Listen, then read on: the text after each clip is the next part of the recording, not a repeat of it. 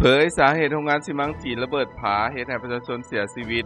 ที่บ้านพลมณีเมืองน้ำบากแขวงหลวงพระบางในวันที่ 5 เดือน 10 2019 ที่ผ่านมา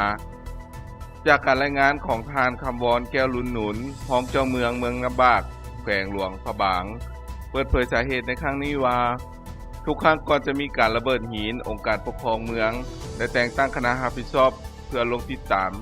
กวดกาอย่างใกล้ชิดทั้งได้ชี้นำให้มีการประกอบพิธีทางศาสนาทุกครั้งก่อนมีการระเบิดหินตามปกติความแรงของระเบิดจะบ่ส่งผลกระทบฮอดเรือนประชาชนแต่เทื่อนี้เห็นว่าระเบิดได้ออกไปทางข้างของผาหินและพุ่งไปใส่บ้านเรือนของประชาชนอันเป็นเหตุให้มีคนเสียชีวิต1คนบาดเจ็บ23คนเป็นหญิง5คนในนั้นเป็นคนจีน1คน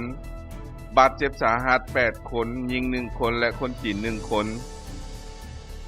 ปัจจุบันเจ้าหน้าที่และวิชาการที่เกี่ยวข้องความเร่งเก็บข้อมูลผลเสียหายตัวจริง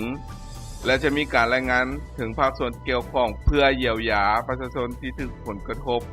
และซอกหาวิธีทางแก้ไขปรับปรุงมาตรฐานให้เข้มงวดตืมเพื่อบ่ให้เหตุการณ์แบบนี้เกิดขึ้นอีกจังใดก็ตามบ่ล่ะก็ขอแสดงความเสียใจมายังผู้ที่เสียชีวิตและผู้ที่ถูกผลกระทบในครั้งนี้ด้วยอัปเดตข่าวสารเหตุการณ์บ้านเมืองกับเบาล่าโดยการกด Subscribe และกดกระดิ่งแจ้งเตือนท่านจะบ่พลาดหลากคอนเทนต์ที่น่าสนใจไปกับเบาล่า